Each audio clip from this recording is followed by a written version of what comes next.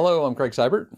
Hello, I'm Stephen Duenas. We're the hosts of Meet Me at the Table podcast. It's focusing mainly on Christianity and how it's lost its personal connection to people. But we also want to leave a table open to discuss other areas as well. We're going to tackle issues like women in leadership. Today, actually, is going to be that. Leadership roles in the church, acceptance of those in the LGBTQ plus community, or racial indifferences.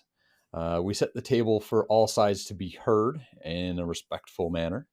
And today we have Kelly Matlock, the pastor of Eikon Church, which I just found out Eikon actually stands for image or image of God in the church. It's at www.eikonchurch.com. Kelly, welcome to our podcast. Hi, everyone. Thanks so much for having me. It's really great to be here. It's good to have So you. tell us a little bit about you and the church itself, and we'll keep it brief because I know we're going to dig into a lot of stuff, but just tell us about you and the church a little bit. Sure. So I live in Kyle, Texas, which is a little south of Austin, with my husband, Dan, and our 4 kids. So yes, life is very busy for us. Let's see, I am an avid reader. I could live on the beach. If I could, I would. I love the beach. I'm an introvert and an Enneagram 9 for those who are into that. I love my people fiercely. My friends and family are my whole world. I am a pastor, like you said. I'm a Christian, some days a reluctant one. I deeply care about justice and working toward a world where there is liberation and flourishing for all. So that's just a little bit about me. A forceful leader as an introvert. That's got to be Right? weird. Yeah, it's like I've So, said this before where I'm like, as a pastor, it's like I do love people. I just don't always want to be around them. So it's like it's my wife. You just summed my wife up completely. yeah. That is my wife too. I'm an Enneagram 8, so I would have just assumed that all pastors are Enneagram 8s, but those are Yeah. probably just the youth pastors. But wow, that's good. Awesome. Awkward silence. No, that's awesome. I appreciate you kind of giving us an idea of who you are. And again, we're going to kind of dig into the church and where you Sure, are on the sure. church. But so, Stephen, you wanted to jump in? Yeah, so I wanted to kind of segue this to kind of how we found Icon Church. We kind of explained in our introduction podcast a little bit of why we left the church. It was kind of broad, but we left the church. I had been to the church that I've been attending since I was 15 years old, and me and my wife ultimately left the church. We just didn't feel like we were being spiritually fed anymore, and for other reasons. And I went to the New Evangelical Facebook page and just asked the question, like, hey, what is not a political driven church? Just find me what church does a lot of you go to? And a couple people typed in Icon Church. So we gave it out. We gave it a try. We have given a couple other churches a try, but we gave Icon a try. And just from the very first Sunday, you had started, and you do this every Sunday, where you start right before worship, where you say this thing where it's, if you've been hurt, or if this, however you really want to worship, you can turn it off. You can do whatever you want to do. And I looked at my wife and I was like, did I just freaking text her?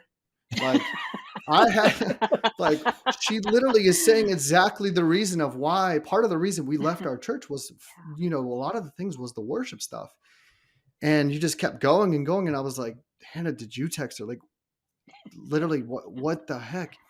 And she's a pastor and a psychic. This is like wild. Like what the heck? And then you just kept like I don't exactly remember the sermon that you spoke about. Every just second of it, we just kept looking at each other. We're like, holy crap! Like, this is just amazing. And we'd been listening ever since. So it was just it's just crazy. Every time you do that segment right before the worship, it's just like, wow, like however you want to worship, just you can mute it, you can turn it off, really whatever you want to do. And just that really resonated to me. So first off, thank you.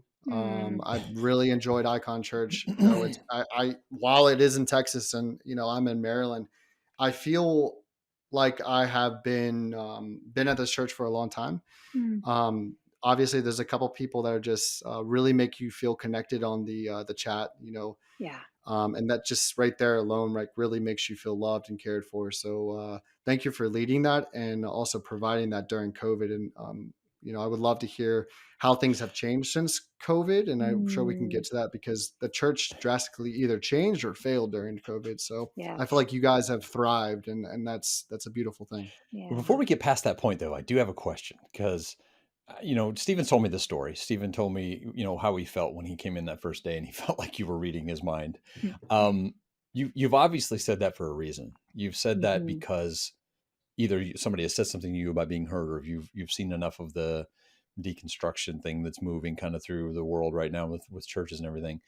Was that a specific incident that someone came to you and said that, or was it just your awareness of what's going on?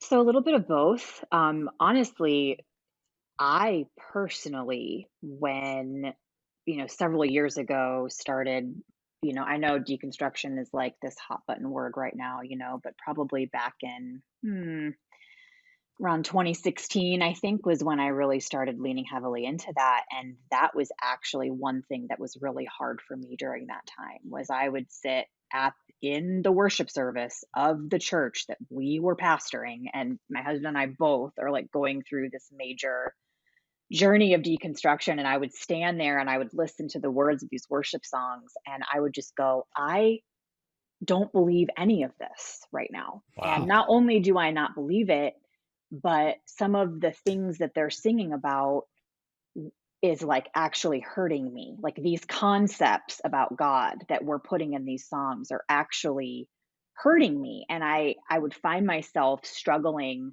to even sit in the worship services. And then since then have had lots of conversations with folks where for whatever reason, that worship time is really hard for them, and it's triggering in a lot of ways. I think it brings a lot of people back to the ways in which they felt manipulated. They felt like that those times that can be very meaningful for people, but that oftentimes they were used, sort of weaponized against them. And so I remember I had a conversation with someone in one of my in my virtual small group, and she was sharing about how worship is so hard for her. And I thought, you know what? I'm like, we need to start. Not that people need our permission to do whatever they're going to do, but I was like, I think it would be really helpful to just let people know you're normal. Like a lot of us have been there. It's okay that this is hard for you.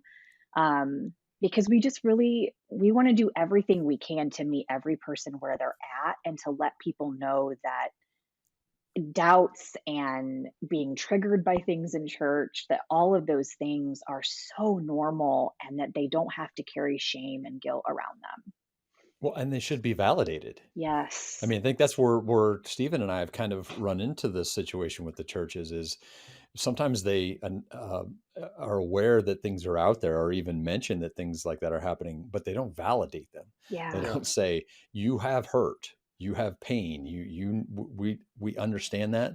It's valid. We're going to talk to you about it. We're going to do Yeah. something about it. We're going to move into another. And I think that's kind of interesting again that Stephen mentioned that you did take that next step. You Hmm. did say it's okay, but you also said that it's valid. Yeah. It's okay Yeah. you feel that way, but it's also valid that you feel that way, that you can make those decisions too. So Yeah. Well, sorry, Stephen, I didn't mean to jump in on you, oh but no, you're good. No, I mean, I think within church, worship is usually the first thing that you walk into the doors. Yeah. yes. And a lot of times when the pastor or leader is leading, they segue of saying worship however you come. But then when you go behind the curtains, it's, man, they're not even raising their hand, Yeah. or they're not even listening to what the song's when it says to bow down. So you say one thing, but then you put all the stipulation of you have to do this. So Yeah. when you as a worship leader, which me and Craig were on the worship team, and we see that, it's just like, Mm, well, you're saying to worship however you want, and people just sometimes just want to sit there. My wife's an Enneagram 9. Sometimes she doesn't feel comfortable with singing in front of yep. people, and that's okay. So Yep. let people worship however they want. So when you said that, it was just like, you know what? Maybe Bing. I'm working. I'm living at home right now. I'm not going to a physical church building. I don't feel comfortable standing in my living room raising my hand and my kid saying, "What are you doing?" and me having to explain it. Maybe I just want to sit here and listen to a great voice leading a worship and just going, "This is a good song." Hmm. And then listening to the message, and it really resonated. So Yeah. thank you again for saying that, and recognizing that sometimes people do have a hard time and are triggered by worship, because Yeah. it's a true thing. Yep. Yep. Well, we kind of stepped forward, so now I need to reel it back. So let's start from like the beginning. Like, what Sure. made you want to become a pastor? From the initial start, and what challenges did you see working through that? And then how did you come to Icon Church? It's kind of like a one big, large time frame question. But let's Yeah. start at the beginning. Like, what made you want to become a pastor? Where did you start that journey?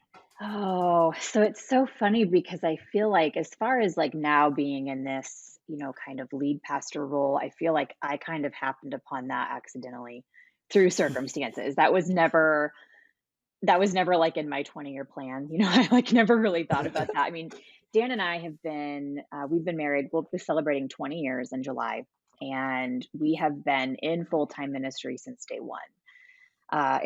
Serving in some capacity with a couple of different churches. And there came a point about 5 years into our marriage, I think, where we for sure were still part of the white evangelical machine. So I want to be clear about that like we were still there. However, we had started to notice that the church that we were a part of at the time, we did not feel comfortable inviting friends of ours who were not part of a church. We did not feel comfortable inviting them.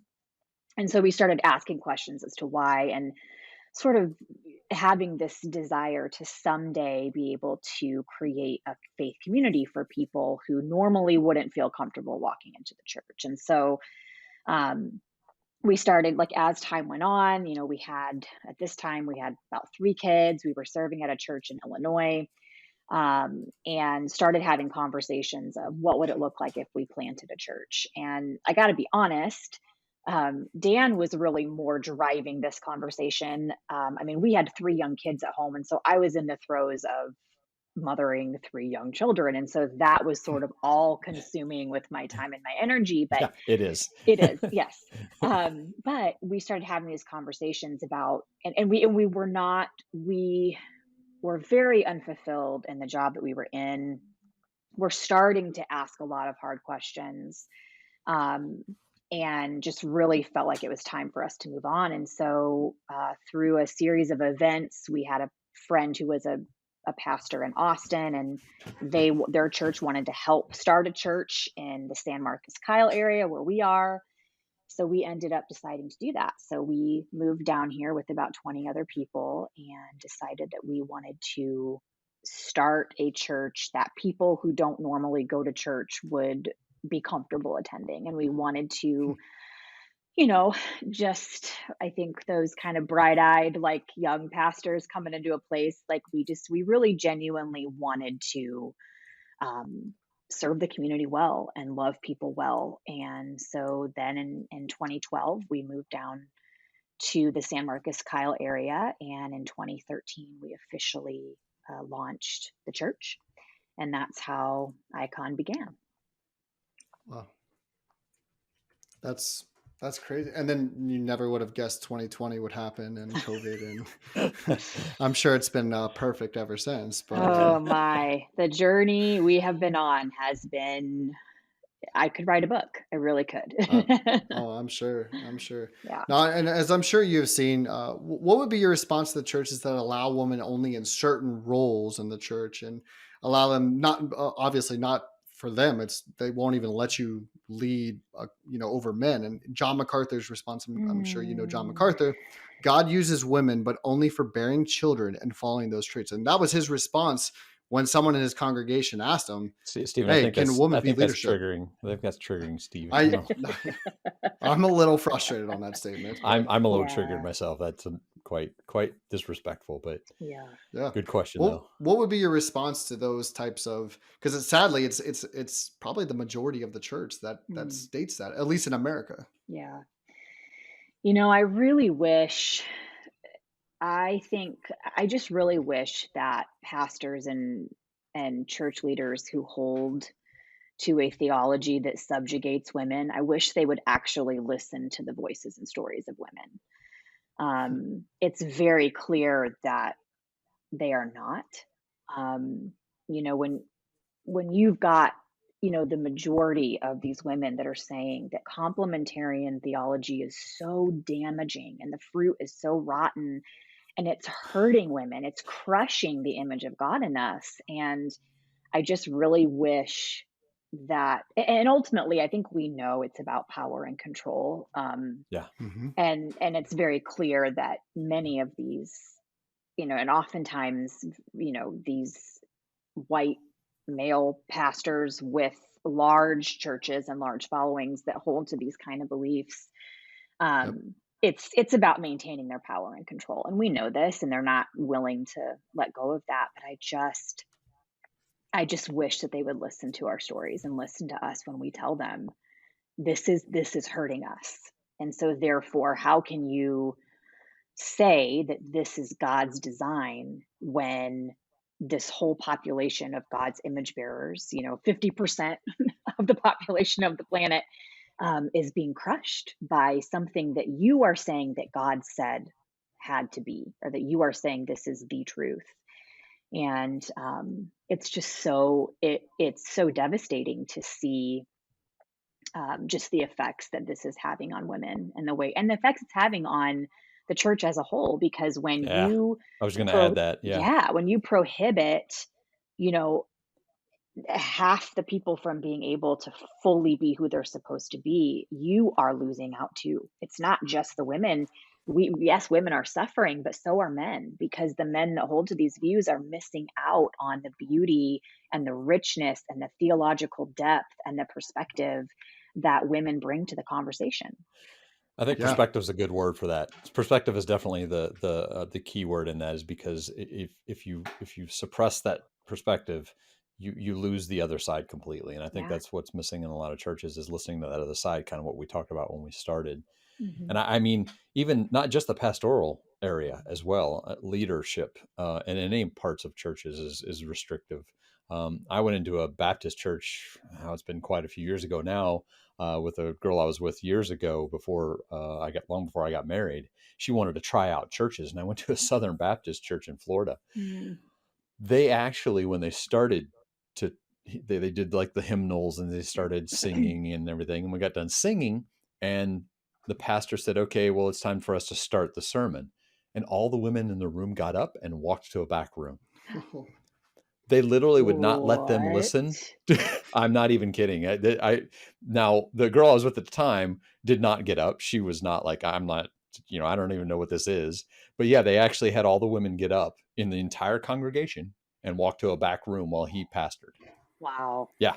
Not even, yeah. Wow. I was quite shocked at that situation, but I think that's not uncommon. I really don't. Mm. Even today, I mean, that was probably, 20 years ago when I did that, but I still don't think that's uncommon. I still Yeah. think there's Yeah. churches that operate that way. Yeah. Yeah. And Yeah. what's the cutoff? I was thinking about that this morning. Like, what's the cutoff? I went to a Christian school my whole life, and the majority of the teachers were women. Hmm. So what's the cutoff? Like, so they women can teach kids, but when they become men, they can't. But it was the same people. Like I can remember parental figures even saying like women can't be in leadership, but Hmm. they were sending their kids to school to be taught by women. So it's just like, so they could teach kids, but once they become men, where's the cutoff? Yeah. Like Exactly.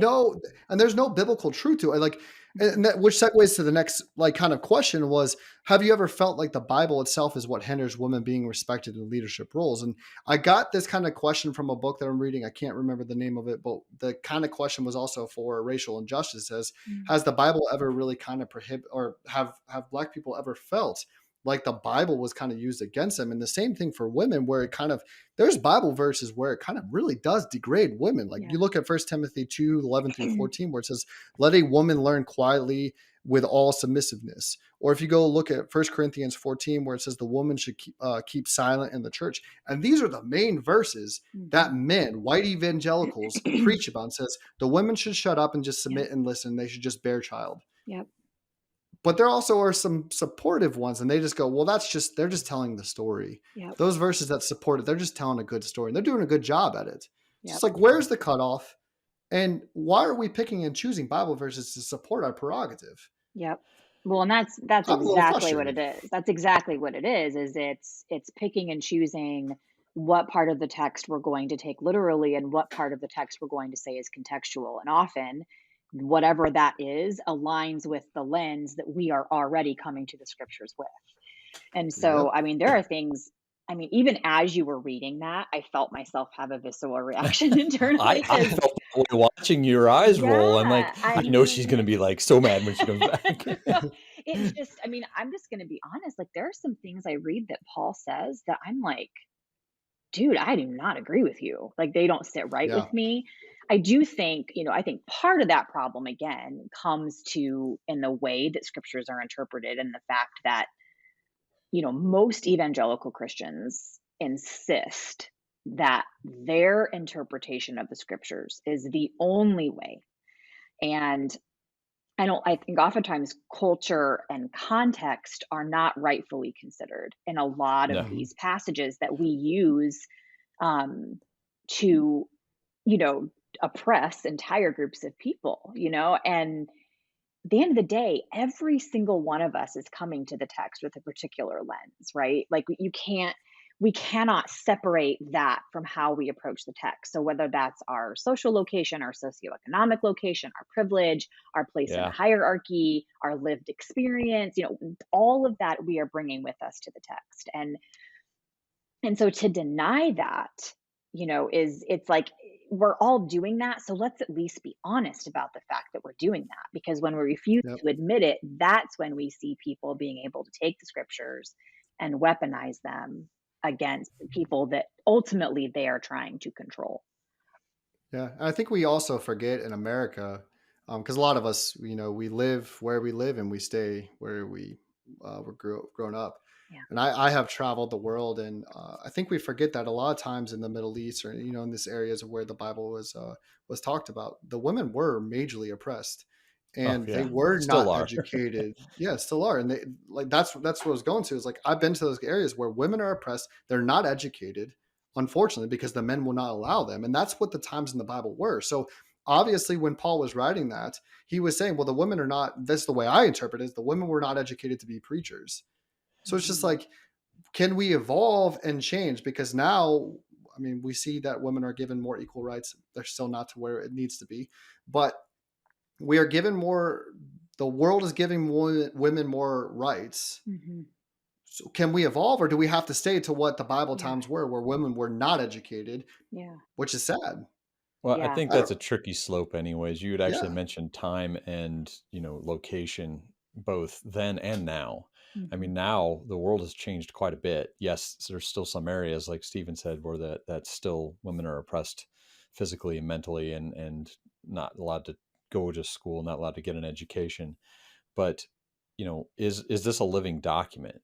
If you stick something in the time frame that it was in and don't let that evolve or don't let that breathe, then you get what we've got today, where you've got Mhm. a society that has changed drastically from what that text was even edited to be, Mhm. or, you know, vetted and fixed the way they wanted it to be. And not that I'm against the Bible; it's a great book for pulling things out of and having spiritual things, but there's a lot of context that is Yes. completely taken out that Yes. should be actually put in. That you should look at the context of the time and place that this was said Yeah. as compared to what it is now. And Yes. if you don't leave it as a breathing document, it's really going to start getting stale quick with the way society is moving at this point. Yes. Well, Which and is to what we're say seeing. to stick with just that, with the First Timothy verse that people love, or Second Timothy, whichever one it is, that people love to pull out. It's like, but for every verse that says that, you also have all of these examples in the New Testament of Paul empowering women to lead Mhm. portions of the church. So it's Yeah. like you can't you can't take one passage absent of its culture and context and say that this is biblical truth, and because you're dismissing then all of these other instances where women were in fact empowered. And if you look at the life of Jesus, my goodness, can we talk about how Jesus empowered women? Can we Oh talk yeah. about the fact that the first person to preach the gospel was a woman? Can we talk about the fact that at the cross, when Jesus died, the men all ran away, but the women stayed? Like, there's all Stayed at his these feet. examples of like women being empowered. And so when we it's this perfect example of picking and choosing whatever fits your agenda that you are trying to Yeah. get across. And that, I think that when we look at this issue of complementarianism versus egalitarian, which I even hate those words, because I'm like, complementarianism to me is like, that's just a nice flowery way of saying oppression. I'm like, it's, Yeah.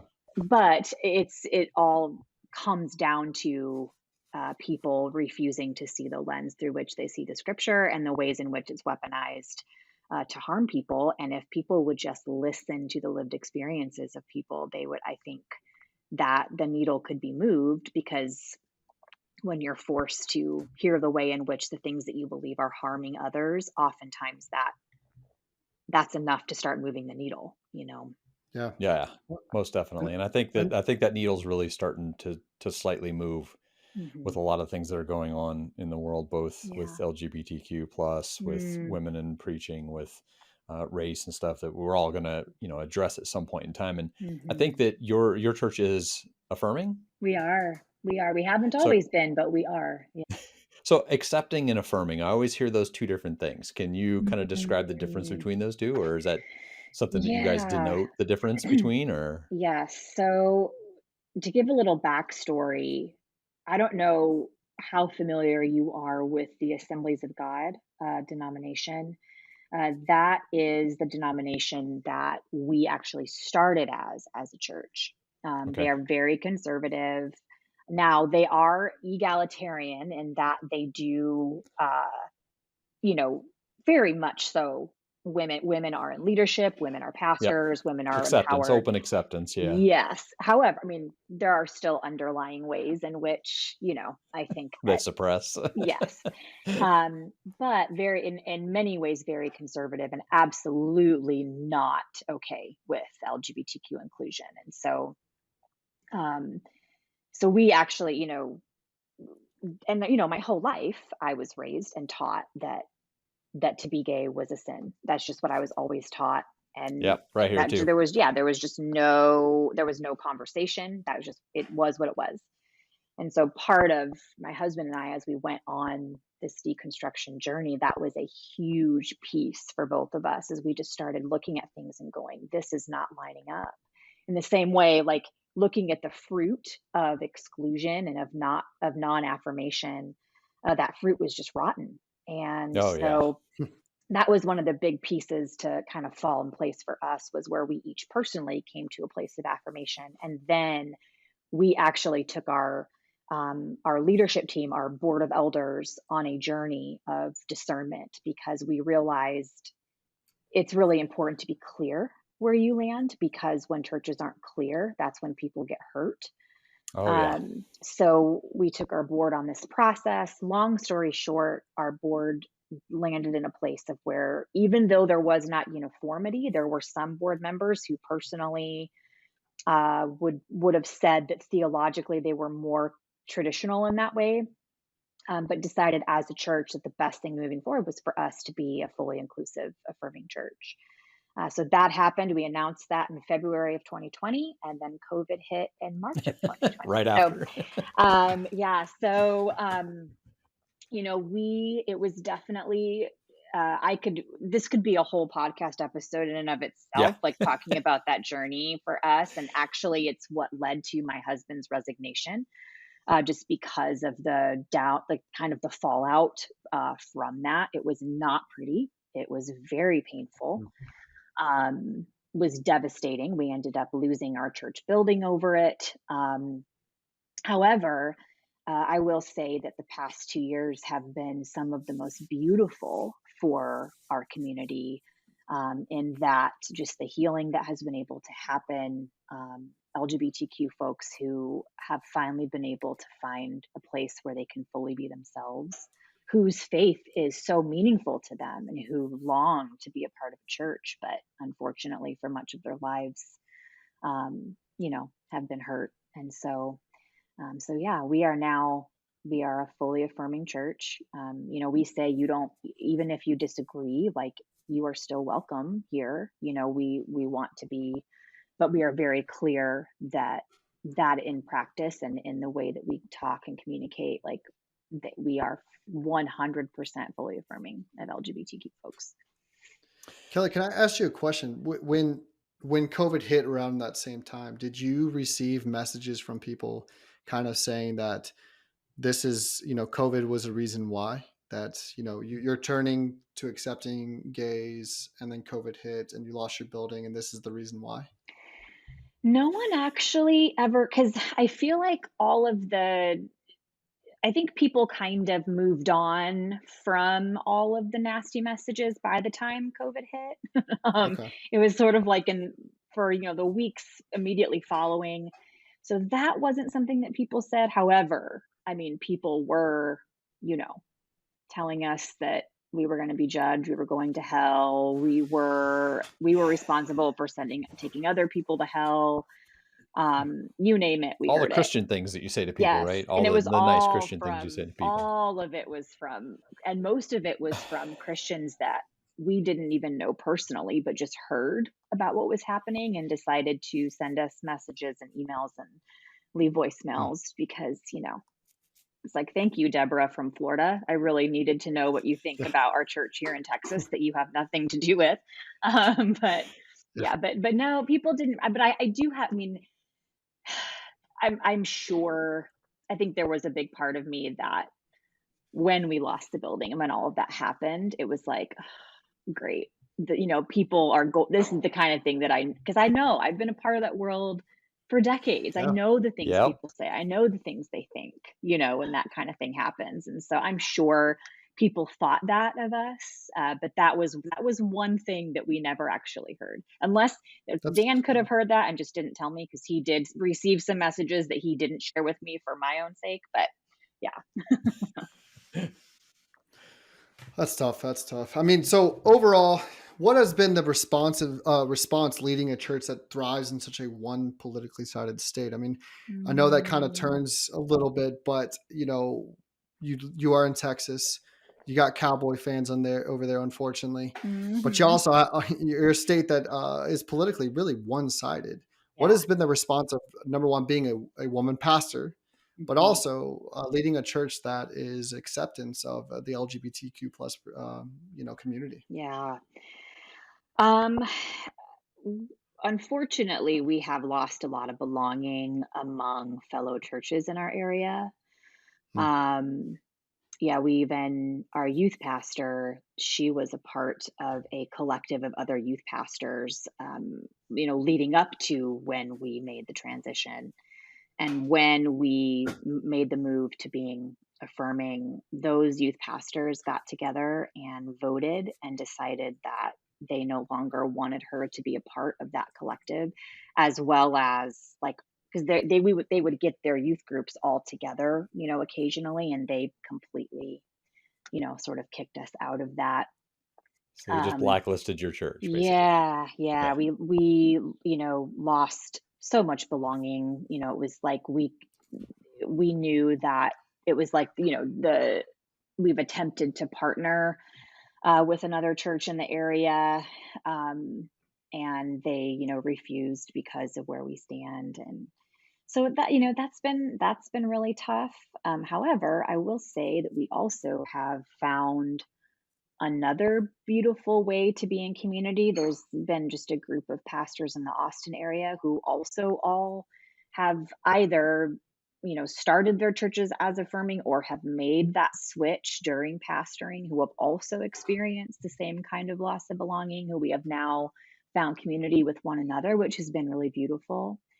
Um, and I think as far as the political climate, it's funny because I think most of the people that would take an issue with, we are a church who we have been very clear that we're not afraid to talk about the hard things, and we're not afraid to, speak truth to power. And, we're trying our best to do that.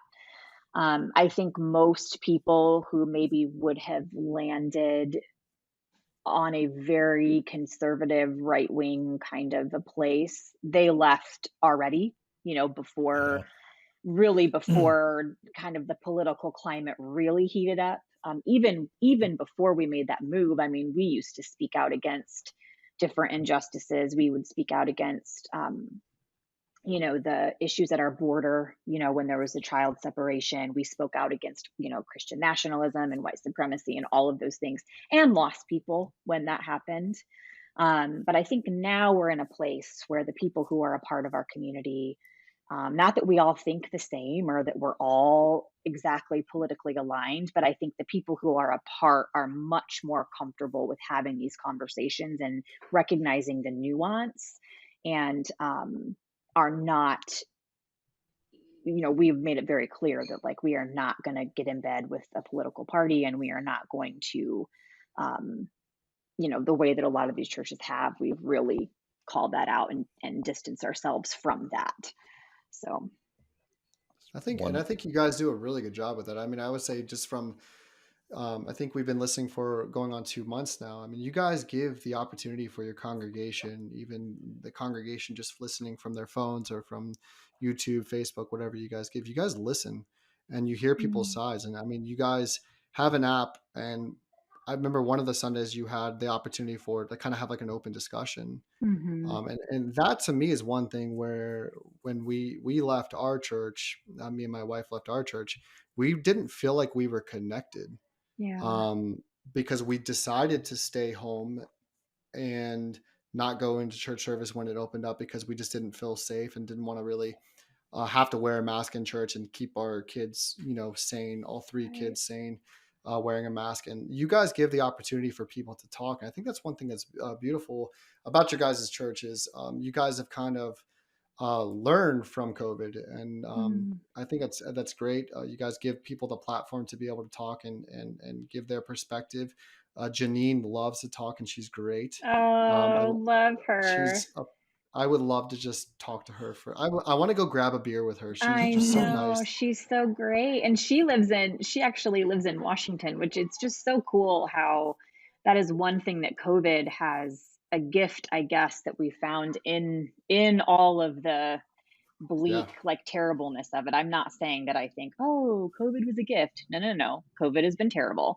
But a gift that we have found in the middle of it has been people, because we're virtual for the most part, Mhm. people like you and Hannah and people like Janine, who are finding community. Um, it's been a real gift.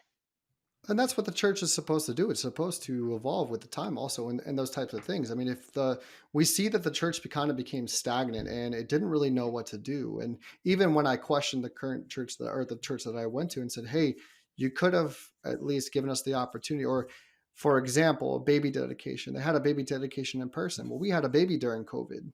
So now Mm, I can't dedicate my baby virtually. yeah, And it's, oh, well, you didn't reach out and tell us. You knew we had a baby. yeah. Like, you know, but I think Mm, it's great to see what Eikon is doing, and I really encourage people, if you're in this place of where you don't really know what to do and you're hurt politically, or you're hurt because of churchianity and anything, try Icon Church, just because it really is a church that wants to hear you out. It wants to listen to you and meet you really where you're at. I mean, our podcast name is Meet Me at the Table, and that's what I feel like Icon's really. The banner of what Icon Church is meeting people where they're at. I mean, that's mm, what you're doing. You're doing a virtual church service for people everywhere, not just straight up in Texas. yeah. So I think it's really beautiful and it's really great. And I thank you for that. And I don't want to keep going because I know Craig has a question for you. I do actually have a question. Well, it's kind of related to what you were just talking about, because Mm, we're talking about this church, and again, I've watched it a couple times as well, and it's been very inviting. Mhm. But I think this question actually wasn't on the list, so I'm going to surprise you with one. okay. I think I see this as, when you look at a woman pastor in a church, it's a hurdle to overcome in the first place. Mm. Do you feel that it actually restricts people from even giving you a try at this point, Mm. because I think Stephen, and gave you a try, and you hit home with a phrase that you asked him about if you didn't want to listen to worship, and then he passed that on to me, and I've had my eyes opened quite a bit in the last 2 or 3 years anyways. So for me, it was a no-brainer. I'm going to try it regardless. Doesn't matter what is standing there talking, as long as that person is engaging me and listening. But do you find that that's a hindrance for people to even try out the church? It's a really great question. Maybe for some, if there are people who, kind of hold to that belief that women shouldn't be pastors, I could see, if someone if that's all they've ever known, I could see that being Yeah. a hindrance for them. Um, but honestly, I haven't really experienced that. At least I haven't. And if Okay. people are not trying it because of that reason, they're obviously not like messaging us and Yeah, not telling going to us that, tell you. they're just not trying it. So it very well maybe. Now, I will say, I think more than that would be I think, people would probably accuse us of being a liberal church, or whatever. And so I think that Right. would be more of a barrier, I think, than just Not enough simply having Bible a woman base pastor. in what you're Yes. talking about and stuff. Yeah. Okay. Because That we that makes love, sense. LGBTQ people and they're fully celebrated and like that, I think is more of a barrier because of the things we say about racism, because of the things we say about Christian nationalism. Like, I think those things are more of a barrier than having a woman at the helm. So, yeah. That is hopeful. That is really nice to hear that Mm, maybe we're stepping, we're knocking down one wall. Maybe we've got yeah. 7 walls to knock down at some point, Yeah. or 8 or 10 or however many it feels like at this point. But if we're knocking down that one wall, that would Yeah. be that's hopeful to know that Yeah. maybe that's the bigger things are the ones that's keeping them from coming and listening to you teach and preach Yeah, than for sure. than you being a female pastor. So Mhm. sorry, Stephen. Yes, I had a question. I wanted to jump in. It took me off. So No, I mean, I, to go off that too, I think one thing that's really tough also is as we knock down one or two walls, we all are rooted in such this white evangelical Christianity Yeah. that even though we might be in a journey of deconstructing for 1-2 years, we still look back and go, what if we're doing something wrong? Yeah. And still, I think that's one yeah. thing that's really tough in the deconstructing. I would say that I hate titles. I even when people said, "Are you a Christian?" I hated titles Mm, because I hated being associated with people that were just so mean. And yeah. then even with deconstructing, on some of the pages, I kind of see where sometimes deconstructing people could just be rude, and I'm like, Yeah. I mean, I'm an Enneagram 8, so I'm very honest. I sometimes can come across as a jerk, but it's just like I don't like titles of saying I'm a deconstructionist or whatever it Mhm. is, or a Mhm. Christian. But like it really is tough, like when you're rooted in Christianity, growing up in this world, and looking back, am I doing something wrong? Yeah. And these little topics of can women be in leadership, or is social justice, should we talk about racial injustice, should we talk about the LGBTQ? If I just say it's okay for gays to be gay, am I just conforming to what the world is Mm, being okay with? Because that's what we're growing up told, is you're just becoming worldly. yep. Well, I'm not. I just want to love people. Ooh, Like, might write that Yeah. down as a podcast title, because I think we could sit here and talk about the difference between worldly and churchly Yes. yeah. to ad nauseum at that point. Yes. And Christianity versus churchianity too. Yeah, That's yeah. just that's 100%. 100%. Yeah. And people just, it's like I've we've all heard that. I mean, all of us who have been, sort of shifting and evolving in our faith have heard that from people, that we're just capitulating to culture. We're just taking the easy route, which to that I would be like, really? You think this is the easy route? Because yeah, right. it's anything but easy, But That's I the think opposite of easy. at the end of the day, I'm like, look at the fruit, people. Look at the fruit. Jesus talked about that a bad tree cannot bear good fruit and vice Yep. versa.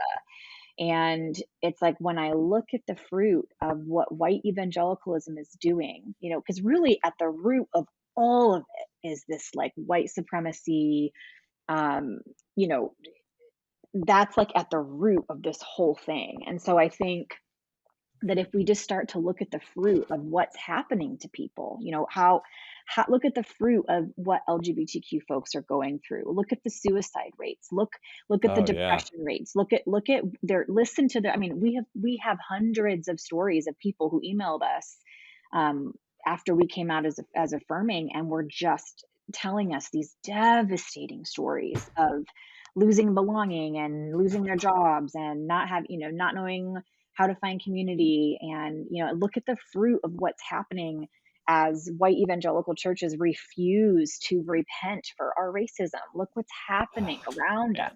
Look at the fruit of what's happening when we're subjugating women. Look at the fruit of what's happening when we, especially when people hold like any type of intersectional marginalized identity. Like let's look at what's happening to Black trans women. Let's talk about like how all of these marginalized identities are being oppressed and the fruit of that.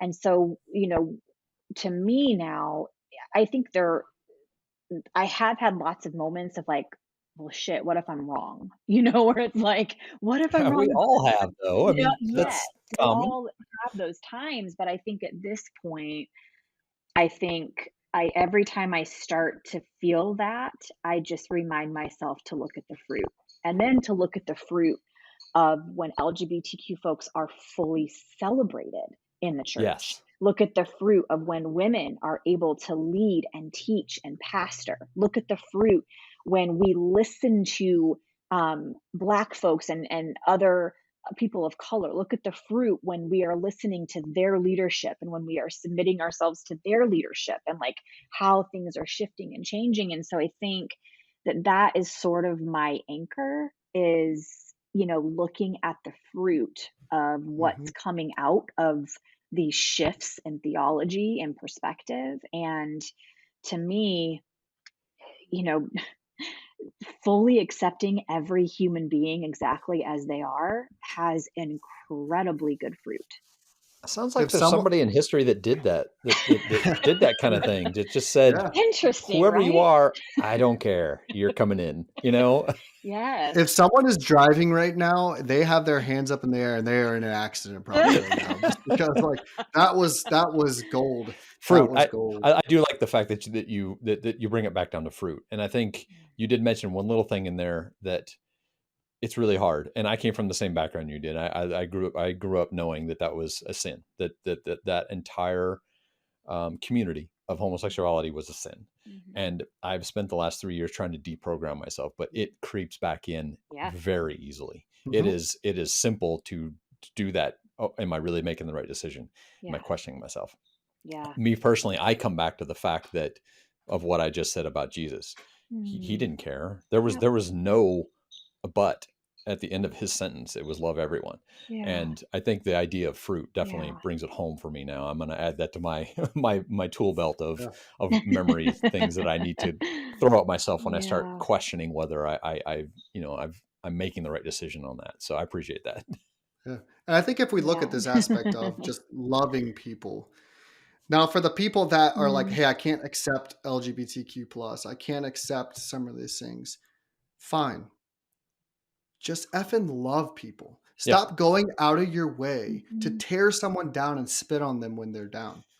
Help them out. Yep. Just that's one thing that just dumbfounds me is you don't have to agree with Yeah. the way that a church is being run or that the way that someone is doing something. Stop going out of your way to go to town halls and Mhm. make someone feel stupid, or going to Yep. the abortion clinic and making someone feel stupid because they made a Yep. decision that was so tough for them. Stop Yep. going to all these things, these marches, and just cussing people out and telling them they're stupid and that they're going to hell.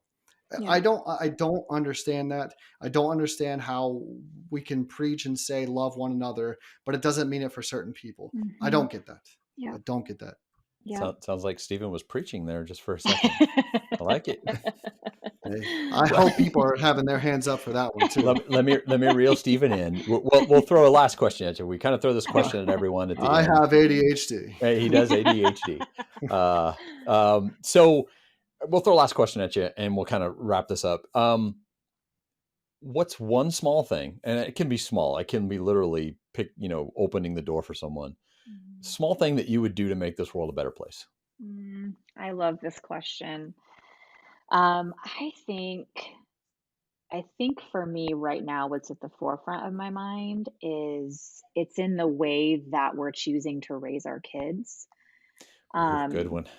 I think raising our kids to have full autonomy, to be able to be fully who they are no matter what, teaching them to be curious, to question everything, even our authority, like, yeah, Yeah. question it. That's okay. Like, good, push back on that, to not be afraid to speak truth to power, to know that it's okay for them to think differently than we do and to still fully belong in this family. Like, you don't have to agree with us or believe the same way we do to have full belonging here. Um, I think, ultimately, I think that's one way that we can help make the world better, because then when our kids grow up and they leave our home and they go out in the world and they do whatever it is that they're going to do, they're going to be people who are empathetic. They're going to be people Mm-hmm. who are curious, who aren't afraid to be friends with people they disagree with, who aren't going to feel threatened by people who see the world differently, who are going to know how to listen to their body. They're going to know how to um, like be their own person and to figure out what faith looks like for them without being indoctrinated by their parents. I think, to me, I feel like that is one of the most important things that I can do to help make the world better. Love it. That's a clip. That's a clip right there. That was. Yeah, Stephen will be using that as a clip. He's I good at will doing be. those. Oh gosh, that was. It was. And that's a podcast about parents and Right. boundaries, and I have that was learned good. so much from, I don't know if you've heard of Cindy Wong Brandt, but she Mm-mm. has a podcast called Parenting Forward and a book by the same name. And oh man, that's just a plug right there for any parents that are like wanting to move away from the fundamentalist like way of indoctrinating your children to like raising your kids to be fully autonomous, like independent human beings. Yeah, it's been incredible. That's I'll put a link to that in the notes because that is a good one. I've read some passages out of that, so I do know that one. Yeah. Kelly Matlock, thank you very much for being on. yes. The site is Eikon Church. It's EIKON church.com. But where else can we find you? What other social media outlets are you guys on? Oh, let's see. Icon is on really mainly Instagram is Okay. and Facebook too, for the Okay. church. For me personally, I mostly hang out around Twitter and Instagram. Okay. So Kelly Matlock on Instagram and Kelly K Matlock on Twitter. But yeah, you Excellent. can find us there. Well, we really appreciate you coming and talking Yes. with us about a myriad of different subjects. Stephen, you want to add anything? No, just thank you so Yeah. much. Thank you for being the pastor. I mean, I keep getting from family and friends, well, we just want you to find a church. I found a damn church, and I love listening from afar. I don't need to enter a building to get the love of Christ. I can listen from afar and truly be able to just live my life in peace. And Yeah. right now, your church has given me so much peace and love, and I really appreciate everything that you've done as a pastor. Just thank you, because my daughter gets to look up and see a woman being a pastor, and Yes. even if she doesn't want to be a pastor, she can see that women can be of authority and speak over men, Yes. and men can listen and just get something from it. So thank you so much. Oh, thank you for your kind words and for the encouragement. And that makes my heart so happy that you and your family are finding belonging here, Yeah. and I just appreciate it. It's been so nice talking with both of you and getting to, meet you face to face, here Yeah. via The the internet, new norm. the The COVID interweb. face to face. Yeah. Yeah. But thank you again for your time. I appreciate it. And we'll put all the links to all your locations out there on the notes. Thank you very much. Pleasure. Thank you. Mm-hmm.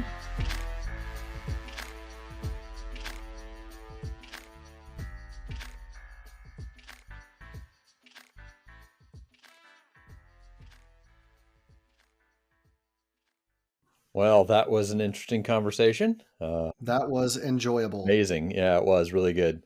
Thoroughly enjoyed Kelly from Eikon Church. So once we put this out, it's actually going to be on Spotify, and Spotify will actually have an area for a question. So I think we're going to start adding questions to our podcast. So if you're listening to this, go check us out on Spotify. There'll be a question there. You can answer it. I think we might try and do it on episode 2. We'll see if we can sneak that in. If you would be listening to episode 2 before, but if it's not, make sure you check this one out because it will have a question on it. Yeah. And if you want to leave us a voicemail, you can go over to the Anchor FM app, search Meet Me at the Table podcast, and just leave us a voicemail. If you want to leave us some hate mail, or if you want to leave us some questions regarding this episode or any episode, or whatever you want to talk to us about, they're 1 minute clips. So if you have 30 minutes worth of talking to us, leave us 30 minutes worth of voicemails. We would love that too. Or let's say you're listening to us only on like Amazon or Apple or Spotify, and you want to see our beautiful faces. Head over to YouTube and search Meet Me at the Table podcast, where we actually have our episodes on video. I'd love to have your dialogue on there as well. And you can find us on Twitter at Meet Me Podcast, at Meet Me Podcast. And we also have a link tree. You can actually go to the link tree and find us everywhere. But if you do listen to us on a podcast platform, let's say Apple Podcast or Google Podcast, or there's so many we're on right now. You'd have to go to the Anchor FM to look at it. But if you do listen to us on those, leave us a like. Vote us up, leave us a like, give us the high marks, whatever you want to do, or give us a low marks if you really don't think we're that good at it. But please leave us something on there because it helps us to get out to other people, helps other people find us. Yes, thank you so much. Truly mean that.